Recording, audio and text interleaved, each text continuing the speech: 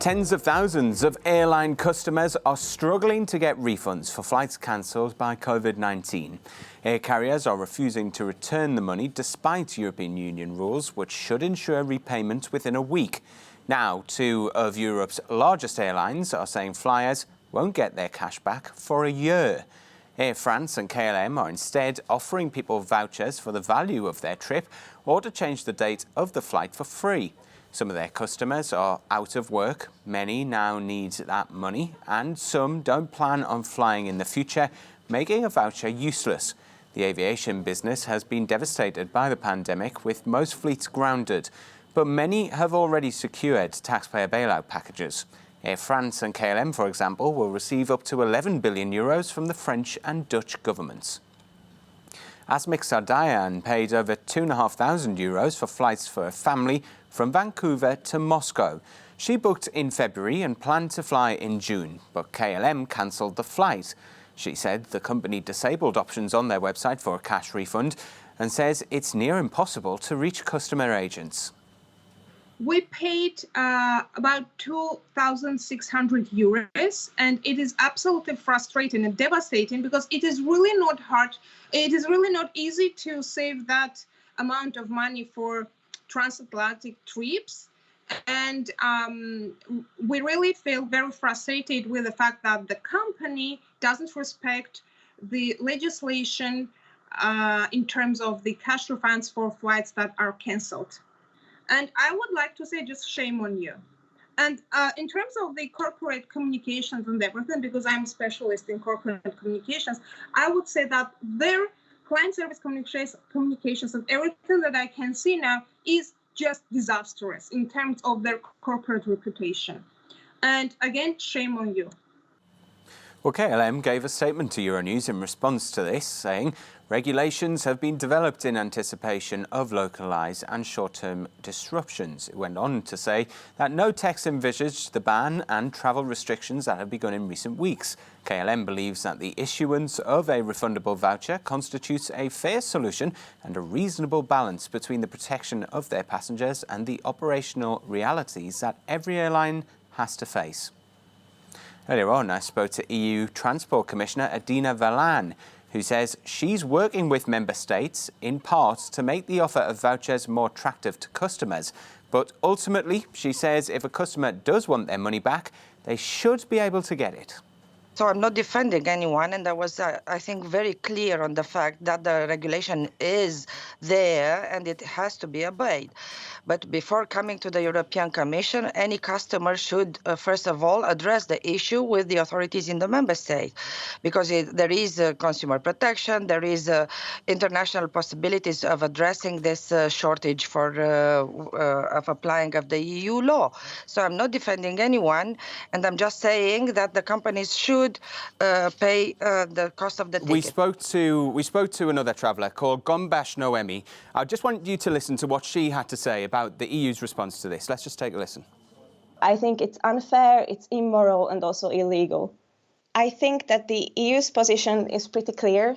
I think that they are on the right side of this. I have seen the Commissioner of Transport's, interviews saying all the right things. The problem is the enforcement, and the problem is that the Dutch government, and namely the national enforcement body, was instructed to let KLM get away with this.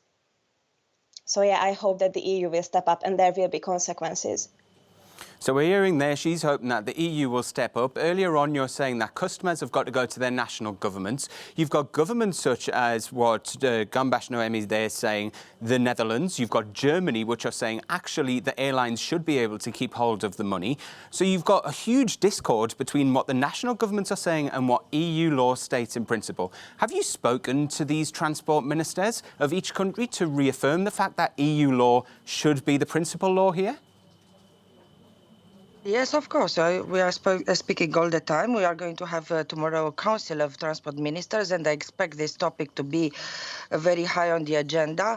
I know these governments are requesting the Commission to change the law, which is not an option for me. I don't think this is the right path.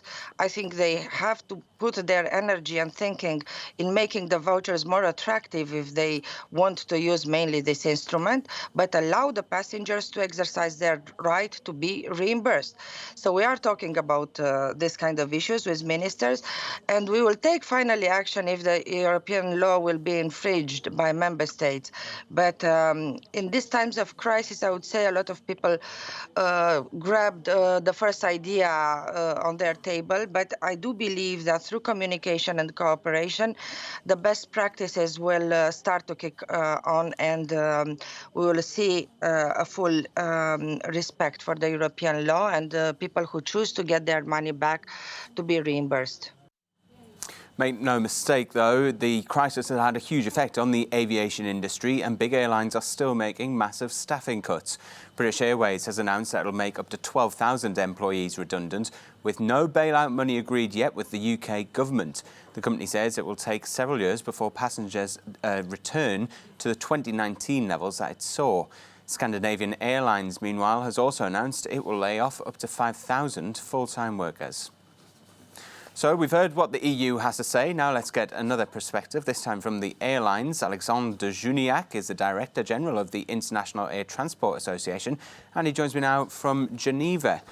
What do you think when you see customers demanding their money back, but also the airlines which you represent saying, actually, we just can't afford to do this right now? Is there a balance to be had here? Yes, there is a balance to be found, and we should explain why we are doing that and what we are proposing. Why we are doing that, of course, we are trying to make our passengers understand that we cannot refund them in cash now because we are in a terrible situation in which we are fighting to survive, and the cash drain that we are already facing is putting us almost in bankruptcy. So we say if we have to add the refunding of unflown tickets, it will kill us. So we ask for help, and we understand, we fully understand that that it could penalize passengers. We do not do that But why then should passengers be bailing out airlines when there's national governments that are bailing them out as well? It's not the job of a customer to be doing this. No, but if I may, so we are is the reason why we are asking passengers for help.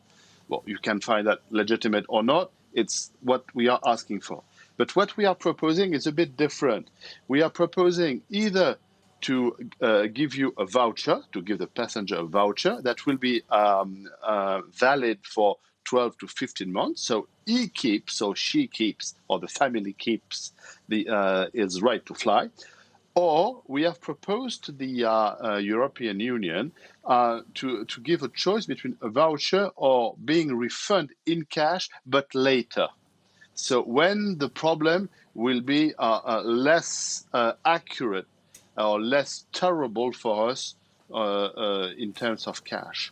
So it's a real choice that we propose to the passenger, and of course we understand that they are not happy. It's not a real choice, though, is it? The airlines are simply refusing to do that, and you're saying they're at a time that is suitable for the airlines. It's not that suitable for the customers. I feel like we're entrenched views here. I don't think that the customers and the airlines will ever see eye to eye. I do just want to move on, though, and talk about the future of air transport after this crisis. We've seen airlines like EasyJet saying they can reopen if they keep the middle seat free. There's no way that airlines can socially distance, though, surely, by just having the middle seat free. Are we going to see the failure of a lot of airlines because of this, especially low-cost carriers?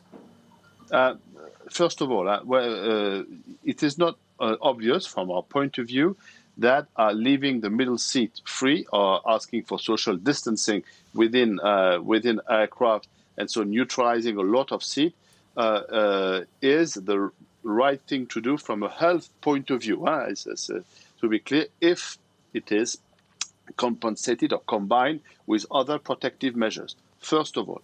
Secondly, the first elements we have about contamination on board shows that there is very, very, very small figures, but the statistics are still very preliminary, so we take them with caution.